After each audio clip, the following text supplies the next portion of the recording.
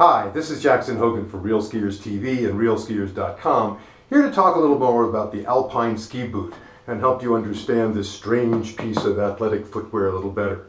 Here we have two boots, both by the same manufacturer, both four-buckle overlap designs that at least superficially appear to have a lot of similarities in stance position, overall design, even materials, and yet they couldn't be much more different.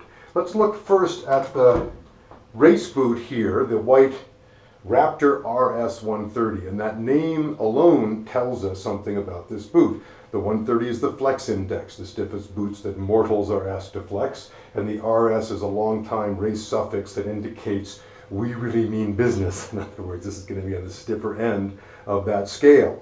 We also have the four buckles, which tell us this is a we mean business boot. You'll notice there's no extra contraptions here to help you lengthen it or help you shorten it or make other exotic adjustments to it. What it does have is a very flexible buckle that in fact bends and conforms extremely well to the shell so that you get an exceptionally good wrap in this area of the boot.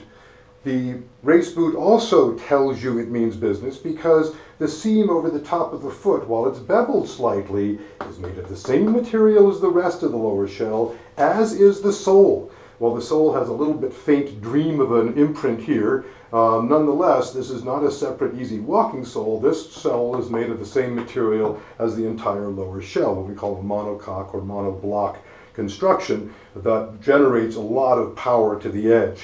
Now, that couldn't be much more different than the Adapt Edge from Head, a 100 flex, yes, softer, but there's other things about this boot that also tell you it's made for a different type of skier. For one thing, while we still have the same spine flex buckles, they're now more rigid, and while that speaks to their durability, they lose some of that enveloping characteristic that we found in the white race boot. They also have a really ingenious design feature built into the buckle. The top two buckles can extend with this little lever arm, or sort of buckle within a buckle, so that you get enormous leverage when you go to put this boot on, which is, I think, a great advantage for the recreational skier who sometimes struggle to get an adequate fit around the steering column of the leg. So there's a lot of technology that goes into this boot, even though it's not made for the quote-unquote most elite skier.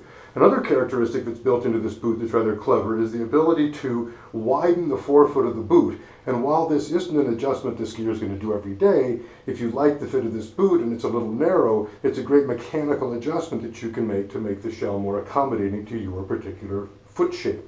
Can you imagine, however, if the racer who has this monoblock design were asked to ski in a boot that has something called a soft walk heel on it? He wouldn't take it out of the starting gate. So there are subtle but still very significant differences between boots that may on the surface appear to be very similar. This is Jackson Hogan for RealSkiers.com and RealSkiers TV.